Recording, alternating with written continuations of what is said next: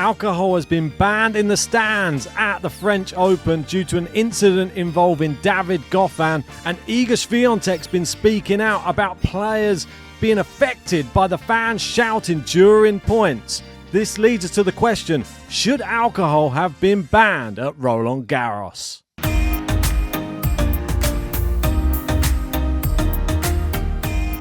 Well, good evening everyone, good evening Ben. If you haven't already, hit the like button, subscribe if you're new, and join us for this conversation in the comment section below.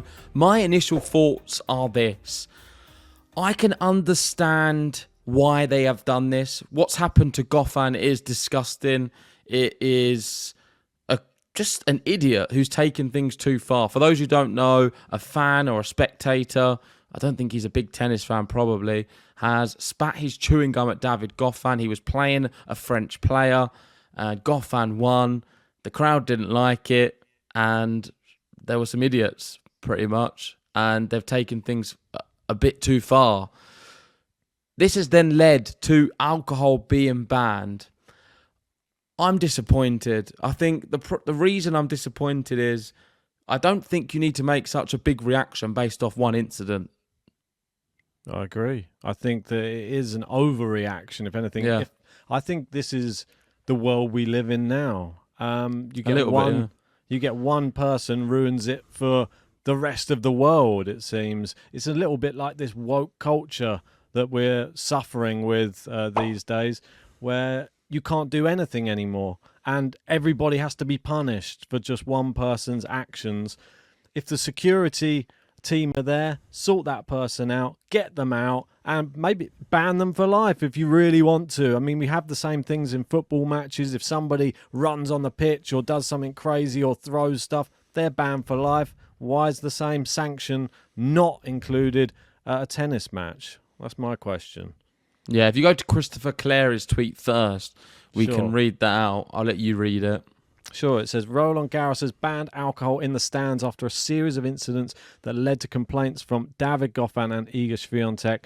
Tournament director Amelie Mauresmo says the most experienced chair umpires will be assigned to the most potentially volatile matches, and that the umpires have been instructed to crack down on bad behaviour, and that fans will be ejected from the stadium. We will be intransigent about respecting the players and the game, she said. Yeah, very challenging word, that one. Yeah, just a bit. I don't even know what it means, but the one thing I do know is that they're clamping down on it big time. And it's such a shame for all of the people who love sitting there with a nice glass of wine or a nice cold beer, enjoying the tennis, adding to the atmosphere, making it a more fun place, because I don't care what anyone says. I can have fun without alcohol, but when you have alcohol, you do have a little bit more fun at times. And Agreed. I enjoy, personally, watching sporting events with a nice cold beer. That's what we do on the podcast. We do it from home. We have something, a beer or two from time to time, and it makes it very enjoyable. And let's be honest, there's a lot of people there who are there for the day out. There's not all tennis fans in there, and for them, they want to go out, have a drink. And I think without that, they're probably not going to be as willing to go and watch the matches. We've seen it already with Osaka and Iga. It was half empty. People aren't going to watch these matches. There was a few matches today where the crowds wasn't that many people there. And it is a little disappointing. They're putting a lot of the responsibility on both security. I know it doesn't say it here, but I read the article. Not allowing people into their seats with the drinks, and then with the umpires who need to really be firm with crowd noise during points, and that sort of leads on nicely to what Iga had to say. Yeah, I mean, I think that is a fair point. Umpires should be controlling the crowd. That is something that is their job, really. Don't allow play to continue until troublemakers have been ejected from the stands. I think that should still be the case, but I don't really understand this whole banning. Maybe, will it be a permanent ban forever? Will they introduce it again? It's just been, I feel like it's a rash decision. And when you make these decisions, it's hard to backtrack on big decisions like this. this could have, like you say, could affect ticket sales. It could affect like people actually wanting to go in. We've struggled to see some people actually watching some matches so far. If it was me, I mean, you might find me outside at the bar just trying to get a drink and having to drink it out there. Imagine that. You're trying to neck a drink then before you go into the stand. That's maybe even worse. Like, you want to just be sipping it casually whilst watching the tennis. Now, people are like, oh, the match is on. Well, that's a good point. I've noticed it from football where you're not allowed alcohol inside to your seat. And what you have is you have the half time where you've got 15 minutes. You get there, you have to queue up. And then if you don't want to miss a bit of the second half, you basically have to finish a pint in about 2 minutes by the time you've done it. And I think by having to finish a drink that quickly and rushing your drinks, I don't know, maybe it's not the same for everyone, but it just goes straight to your head. You find I come out there even more drunk or more over, like it makes you more silly. So it might have a negative impact, which no one's really considering, on what they're trying to achieve. They're trying to get people to act in a more professional, sensible way. And in doing so, they're making people go inside the thing when they have the changeovers and just quickly drink as much as they can while they can. Not that everyone's going to be doing that, of course, but it is definitely something to consider. On to what Iga had to say. She was complaining, well, not complaining, she said it in a nice way. The crowd applauded her after the Osaka match, where she was saying, guys, there's a lot of money at stake. It's not just points. It's not just a match. I know you're here for entertainment, but please, on my second serves, on the moments where I'm in the point and I'm really concentrating, can you please stop shouting out? Because I found it extremely distracting. We've had so many people talk about this. Djokovic has been asked. Medvedev's been asked. I think pretty much most players. Paolo Badoza's been asked. Yeah. And there's mixed reactions. And I'm no tennis player, but one thing I do know from playing on a very amateur level is, and also listening at UTS, what they had to say when we was there, a lot of players rely on the sound of the ball hitting the racket to know how they're hitting the ball. And if they can't hear them hitting the ball, it impacts their ability to play. I don't think that is the problem here. This was only a problem with UTS because there's loud music playing, which I think will always be louder than crowd noises when you've got really blaring DJ music. But here, it's like millimeters can really influence or impact your shot. And if people are shouting out at that very moment, you can make one little adjustment and everything goes wrong. Paula Badoza was asked, and she said, I think she cannot complain because I played on court 8 or 9. I can hear everything on Leng Leng and Chatrier. I think she's very lucky. She can play all the time on the centre court, and she's okay with that. But I don't mind, as I said, I played in small courts these days, and I'm hearing so much noise. In that moment, I'm just focused on myself and on my match that it doesn't really bother me. Honestly, I look, when the fans cheer and all this, I think I get pumped. Look, we had a very tough situation years ago, and we were playing without fans in COVID. So now for me, I'm happy they're back. And I don't know what else it says, but she's just happy that they're back. Yeah. And I think that's the general consensus. Yeah, that's where the tweet ends by the looks of it. But I think this is a really valid point, to be honest, that Paula Badoza's brought up, because there are players playing on you've got people literally standing next to you watching tennis and some of these outer courts. And some of the top players have to play on those courts and have to really dial in and focus. Just because you're on the big court, there's going to be more of an atmosphere on those courts, you would say, because people feel like they can shout out when they're on like a bigger court probably as well, because you're more hidden amongst those thousands of people. Is tennis going the wrong way, though? Because we know in big moments, in matches, in rallies as well, if there's a dramatic moment where, oh my word, it's gone over their head and they're running back and they're trying to do a tweener, that type of thing, they just trying to do different things. The crowd go, oh, ah. Are we going to stop that in tennis? No, that's different. But this is where it starts. No, but this is where it starts. No, you've missed the point. But if this is where things start, if you start saying that there has to be zero noise completely, No, but this is what it's coming down to. This is what I think it's coming down to that. I don't think anyone's suggesting zero noise. I think it's shouting out. It's at certain pressure moments of a tennis match, which I can understand. I can get that, but I think it's a fine we need line. to be very careful about the direction tennis is going in. And as I agree with Medvedev's stance over everyone's, and that is you take either one of two decisions. One, every tennis tournament throughout the year, there's no rules on noise at all. So people can shout, scream, boo the whole time. Eventually, players will get used to it. It'll be like white noise in the background. You won't really recognise it. And that's the way it will be. Like for most sporting events, let's be honest. I mean, it's only probably golf and tennis or maybe snooker, stuff like that, where you can't be loud. Look at the darts or look at football. Most of them, it's loud throughout. You can't tell me it's not a bit off-putting if you're throwing a dart and you've got everyone shouting thing. You're just trying to. I'm sure it would be off-putting as well, but you drown it out because it's like white noise, like I said. So that's one solution to this, and I think probably the best solution. I think it would be good. I think it would help the sport grow. Of course, there's going to be. You would always get an idiot who does something stupid, like tries to get on the court or spits chewing gum or. That's going to happen. You just need to ramp up the security to prevent anything like that. If there is any kind of incidents where people do something like that, have security who can easily locate who's done it, the perpetrator, have the camera. It's all recorded now on these centre courts. There's cameras everywhere. People have got mobile phones. It's all over social media. I don't believe they won't be able to locate exactly who did it. Kick them out and give them bans or fines or repercussions for their actions. But then have a really jubilant, loud atmosphere throughout all tennis events, and I think that is the best way to go. The other alternative is you just have it a bit like how Wimbledon is. Very strict, very rigid, respectful, polite.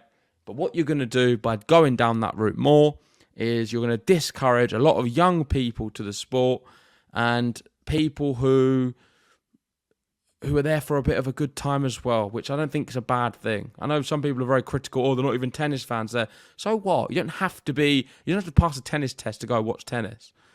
No. Before we go to this one, can we just go to, there's another one I liked. Okay. I don't have my thing up now. It's from Mark Petchey. Mark Petchey, I'll get that one, no worries.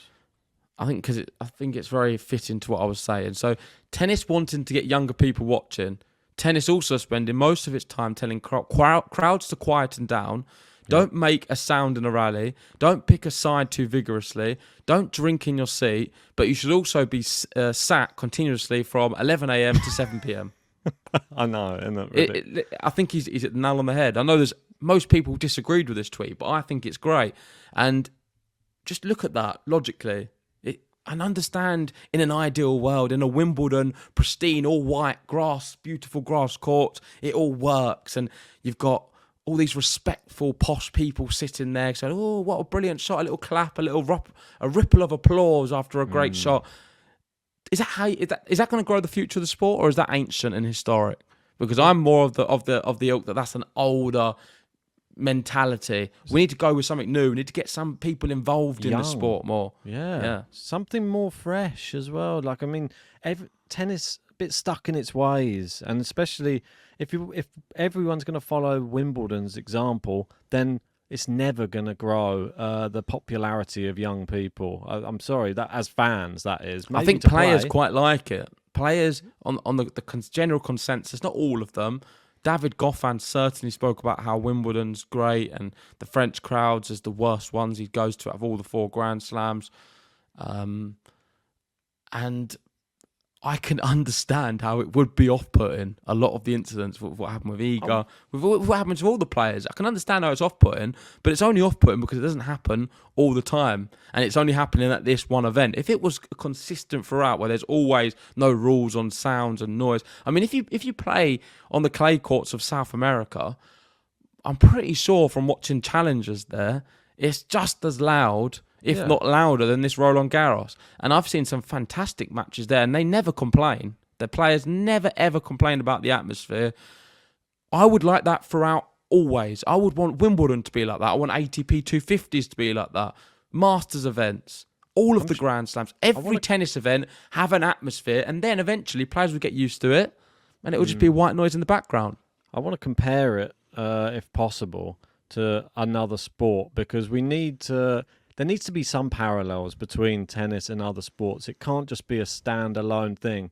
And I'm trying to look at it through the lens of, would you put it in more like a golf, where when they're about to tee off, like you sometimes get people go, "What?" or shout something when they're teeing off, and everybody goes, "Ooh, you shouldn't be doing that." But they're allowed to do it. If there was loads of noise there of people cheering when they were teeing off, surely it's white noise again, and we're in the same situation. But then... No, golf is not allowed. Yeah, but then go to the other side, and then go to football when they're taking a penalty. The biggest thing, it could be the World Cup final. Guess what? Everybody's hurling abuse at everybody taking a penalty, and they still have to step up and take it. But it's a different sport, like we say. Football, it's part and parcel of the game. It doesn't matter if it's a pressure moment. That is part and parcel of it. I understand what you're saying, and to play the other side of this, not that I don't agree with you, because I do, but this is what people are going to be saying to that, and that is football is nowhere near as technical as tennis, and there's not so many fine margins. To kick a football, I don't think has the same level of technicality to hit a second serve with a kick serve out wide, with everyone making so much noise. I think taking a pressure kick in a World Cup knockout stage against a massive goalkeeper when you've got all of I don't think fans taking a penalty and playing tennis, I would say tennis is a lot more technical than taking a penalty kick, but... Yeah, I mean, let us know in the comments what you think's more technical. But I see what you're saying. I see what you're saying.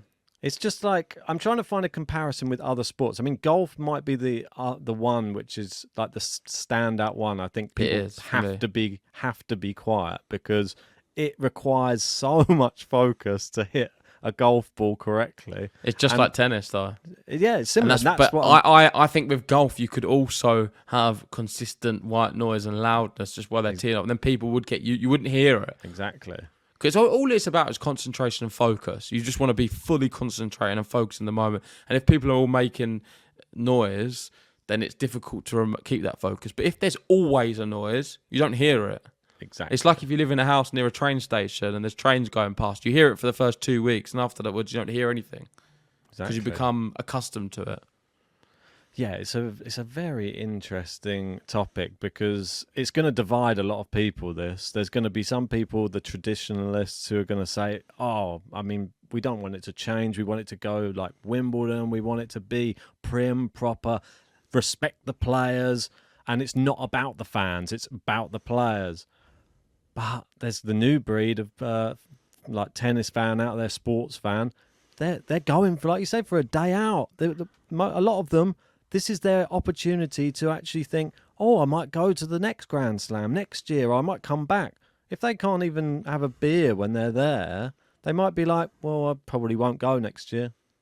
It's not the same. It might even be this year then, because if you see what Stuart Fraser had to say, if some players are struggling with it now, good luck to them when tennis returns here for the Olympics in July. I can only imagine it being probably a bigger atmosphere with the Olympics. Everyone's so excited. You'll have even more people there who aren't tennis fans. Like the Olympics brings people from all over the world. And the French crowds there are going to be super pumped. So we're going to be in the same situation. Is alcohol going to be banned for the Olympics? I don't think so. Well, this is it. It's interesting, isn't it? Let's see if we get some of the same scenarios. Well, going to this other one, obviously, we just had it up a minute ago. Let's bring it back up. And it is aptly named Mario Bacardi. Talking about alcohol. He said, it's becoming football. Soon there will be smoke bombs, hooligans, and there will be fights in the stands. It's starting to become ridiculous. Some people are there more to cause trouble than to create an atmosphere. Someone spat out their chewing gum at me, said David Goffin. I mean, this is what... I mean, does he really actually think there's going to be flares in the stands, or is he just going a bit too over the top it? I mean, it must be a bit shocking, because I would never expect chewing gum to be, or anything to be spat at a tennis player. But I feel like this is a little bit of an overreaction in the statement, because it's one person's done one thing and now everything's turning into football. I mean, if you'd like thrown a coin or something, then we're going down that road again. That would be terrible. I mean, we had the Djokovic bottle on the head incident. That's an accident. Complete accident. We don't want any more of these weird things happening at tennis. Just behave yourself. If you're a bit drunk, then the security should spot you. You're being too noisy. You're being a bit of a ruckus. Out. That's it. I mean, I don't think it needs any more than that. But don't kill the atmosphere. No, I mean, the best thing about some of these Grand Slam matches, when you get like one of those homegrown talents playing, the fans love it. What? So you want to remove homegrown talent being cheered on by their home fans? And normally, the people who create the atmosphere are a little bit football-y, You see the fans for the Italians, like the Fognini. Every Fognini match is amazing because the crowd come to life cheering him on. You want to get rid of it. You want it all to be just ripples of applause. They're not saying that exactly. They're saying it's during the points. So you can say the Fognini one. It's in the changeovers they're singing mostly because we was there. But I think going the wrong way though. I think let's be careful what we wish for. That's my last saying I'm going to say on it. You're going to want to try and clamp down on the alcohol. You're going to clamp down on this. Remember what that sport is it going to become? Because we really do need to care. We do need to take some measures here to ensure that we have a future and that young people are getting involved in this sport. Yes, I do remember that. Wasn't Kyrgios? He was getting in trouble, wasn't he? Because he said some lady had drank 300 pints or something. Well, he got sued or something. Yeah, that's what I mean. Defamation of character. I mean, crazy. But that was another case. Somebody drinking, but it got dealt with. We didn't have alcohol removed. It was just one isolated incident. But yeah, it is what it is, I guess. Let us know your thoughts in the comment section. Should alcohol have been banned at Roland Garros? Do you think they should reinstate it? Or do you agree with it? Do you think this is a sign of the times? We need to shake up the sport and make it more prim and proper. Yeah, and for us both, I think we're in agreement that alcohol shouldn't have been banned. Yeah, I'm going to go and crack a beer open now, in fact. Perfect. Thanks for watching. If you haven't already, hit the like button, subscribe if you're new, and let us know what you think in the comments section below.